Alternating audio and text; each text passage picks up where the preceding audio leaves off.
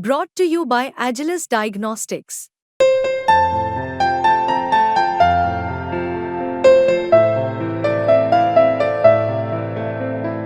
Agilus Diagnostics.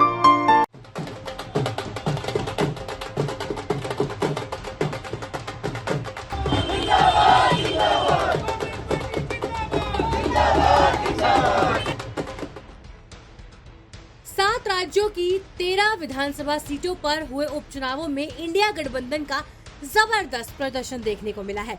10 सीटों पर India गठबंधन ने एक तरफा जीत दर्ज की है। 2 सीटें बीजेपी ने जीती है, जबकि 1 सीट पर निर्दलीय उम्मीदवार ने बाजी मारी है। इंडिया की इस बम्पर जीत के बाद कांग्रेस नेता और लोकसभा के नेता प्रतिपक्ष राहुल गांधी का बयान सामने आया है। राहुल गांधी ने सोशल मीडिया प्लेटफॉर्म एक्स पर लिखा, 7 राज्यों में हुए उपचुनावों के नतीजों ने स्पष्ट कर दिया है कि भाजपा द्वारा बुना गया भय और भ्रम का जाल टूट चुका है। किसान, नौजवान, मजदूर, व्यापारी और नौकरी पेशा समेत हर वर्ग तानाशाही का समूल नाश कर न्याय का राज स्थापित करना चाहता है। अपने जीवन की बेहतरी और संविधान की रक्षा के लिए जनता अब पूरी तरह से इंडिया के साथ खड़ी है। जय हिंदुस्तान, जय संविधान। हिमाचल की 3 सीटों में से कांग्रेस ने 2 सीटें अपने नाम की है। नालागढ़ और देहरा में कांग्रेस की जीत हुई है। देहरा सीट पर कांग्रेस उम्मीदवार कमलेश ठाकुर ने बीजेपी के उम्मीदवार होशियार सिंह को 9000 से ज्यादा वोटों से हरा दिया। कमलेश ठाकुर सीएम सुक्खू की पत्नी है। अपने पहले ही चुनाव में उन्होंने कामयाबी हासिल की है। देखिए, चुनाव तो चुनौतीपूर्ण होता है। कोई चो के साथ भी चुनौती के साथ भी चो और उसके चुनाव के साथ भी CH है। आप क्रेडिट किसे देंगे इसके? मैं इसका क्रेडिट जनता को दूंगी जी, भाई बहनों को दूंगी, जिन्होंने कंधे से कंधा मिला के साथ दिया। अब एक ही परिवार से आप 2 सदस्य हैं जो विधानसभा पहुंच रहे हैं, किस तरह से आप देखते हैं इस सबको और क्या प्राथमिकताएं रहेंगी आपकी?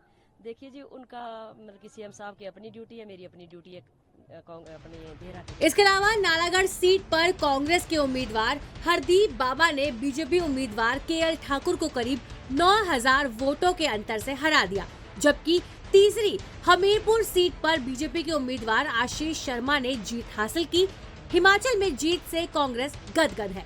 कांग्रेस ने जीत की खुशी जाहिर करते हुए बीजेपी पर निशाना साधा है कि लोगों का मन अब मोदी की सरकार से ऊब चुका है। जिस तरीके के प्रलोभन दिए, जिस तरीके की उन्होंने लोगों को आशा दी, उस पर वो खरे नहीं उतर पाए। मैंने बार बार ये बात कही है, चाहे वो महंगाई की बात थी, युवाओं को नौकरी देने की बात थी। आप उनको कहते रहे कि हर खाते में 15 लाख आए। लोगों ने बड़ी आशा से आपको जिताया और क्या क्या आपने इन 10 सालों में किया, वो सब जनता के दरबार में है और जनता देखिए, निश्चित तौर से ये जनता का फरमान है कि जो उन्होंने मत 2022 के आम चुनावों में दिया था, उसका रिस्पेक्ट भारतीय जनता पार्टी ने नहीं किया। और जिस तरीके से देश के हर कोने में ये चुनी हुई सरकारों को गिराने का प्रयास करते हैं, उसको ये हिमाचल में भी लागू करने का असफल प्रयास कर रहे थे।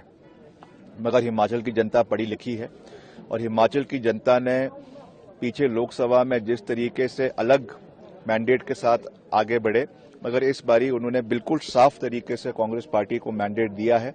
ये इस चीज को दर्शाता है कि दल बदलने की राजनीति को प्रदेश के अंदर पूरी तरीके से नकारा गया है और प्रदेश सरकार को मजबूत किया गया है, कांग्रेस पार्टी को मजबूत किया गया है और हम अपना कार्यकाल पूरा भी करेंगे और अगले चुनावों में भी कांग्रेस पार्टी का अच्छा प्रदर्शन। तो वहीं उधर उत्तराखंड की मंगलौर और बद्रीनाथ दोनों सीटों पर कांग्रेस ने जीत हासिल की।